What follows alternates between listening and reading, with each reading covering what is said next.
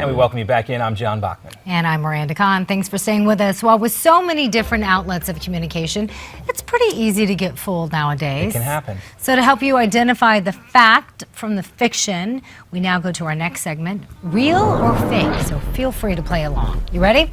Here's our first story. A teenager blows away the world record during a Rubik's Cube competition in Pennsylvania. Colin Burns solved the cube in 5.25 seconds, beating the record time by just a few tenths of a second. So what do you think, John? I think it's real, and I do have a confession to make. Tell me you did this competition? No. Okay. No, quite the opposite. For all my nerdy tendencies, I've never once finished a Rubik's Cube. So if anybody can give me any tips, I'd love to do it one time in my life. Well, here's one tip. You can't move the stickers. Yeah, that would help. But okay. Yes, that one is real. The teenager Colin Burns barely beat the world record set by a man from the Netherlands. Needless to say, he beat both of us. All right, here's one for you, Miranda. We'll stick in the same age of wonderkins. The 13-year-old guy gets accepted to The Ohio State University. Wow. Tyler Morgan was recruited by the Buckeyes after they saw his enormous talent. Wait, for binge drinking? Tyler's parents say he was shotgunning beers by the age of 7. Even though we have the video to prove this, I'm going to guess this one is fake. I'm with you on that one. Yeah, that was an easy one. It's fake. The story comes from The Onion, though, and of course they're always entertaining.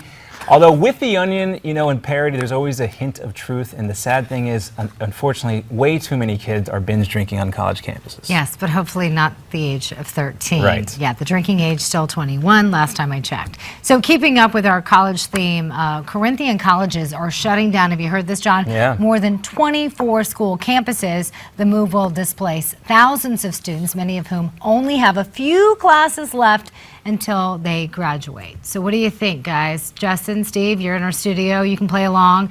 Real or fake? Justin says real. He says real? Real story. It is. This one is real, and a lot of students are pretty upset that their credits aren't going to transfer over. Can you imagine? Now, this is a huge deal, Miranda, because there are a lot of these for-profit colleges that are now shutting down.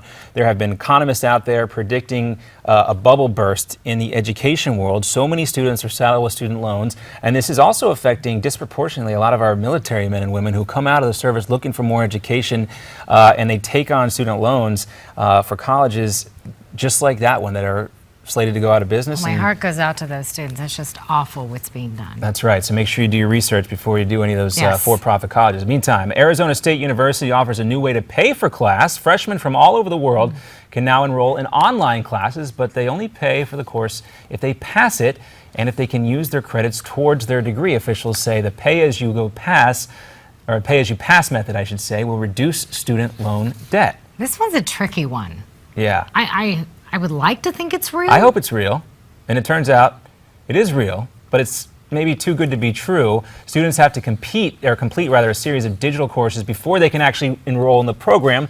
So that's good. There's some accountability there. The program also eliminates barriers to college education like SAT scores and high school transcripts. Those are also controversial right now. I wish that would have been offered when I was back in school. That would have been very helpful. Again, this goes back to what we've been talking about. There's going to have to be some changes made in the way that kids pay for college, because the situation that we're looking at right now is simply not sustainable. No, it's not. As somebody who's still paying student loans, it's not. Former NFL quarterback and CBS commentator Boomer slams his alma mater for alma Boomer mater. Esiason. We got to get his last name. Okay, sorry. Alma mater for canceling a screening of the film American Sniper. We've been talking about it a lot here on Newsmax. The University of Maryland reportedly canceled the showing of the movie to appease a Muslim student group on campus. Boomer says he's never donating another dime to the school. So what do you think, John? Do you think that story's real or fake? I don't know Boomer personally, but I do enjoy his football. No, I did enjoy his work as a Cincinnati Bengal and his work on CBS Sundays watching football. I'm going to say this is a true story because we also had the incident with Jim Harbaugh and the University of Michigan. Similar story there. Well, that's a good guess because it's true. So you know Boomer. The University of Michigan also suffered, as you mentioned, backlash after canceling a screening, including criticism from the coach that you just mentioned, Harbaugh, but university officials changed their minds and they eventually showed that film. All right, now this is the story that everybody here in the studio has been excited to learn about if it's true or not. If it's true, it could be huge. All right, Twinkie lovers, this one's for you. we may have some good news for you. A North Carolina nutrition expert has now released a list of his so-called superfoods, and Twinkies make the cut. The doctor says Twinkies burn body fat, promote calm, and lower overall cholesterol levels. Really? No, I'm so no excited. I'm so excited. Tell me it's true. Tell me it's true. Tell me. It's a cruel trick, Miranda. It doesn't mean you You're can't so enjoy mean. It's Friday. at least one Twinkie this weekend, if you can find them. Ah. It's an American institution, the Twinkie. Whether they're good for you or not, they should still exist. And I think they will exist forever if you keep them wrapped in the plastic. And that's his political platform, and there you have it. It's an easy one to stick with. We're coming back, though. We're going to talk a little bit more about Baltimore and CNN anchor Brooke Baldwin, how she stepped in it big time about comparing Baltimore's policing issues to problems with military veterans.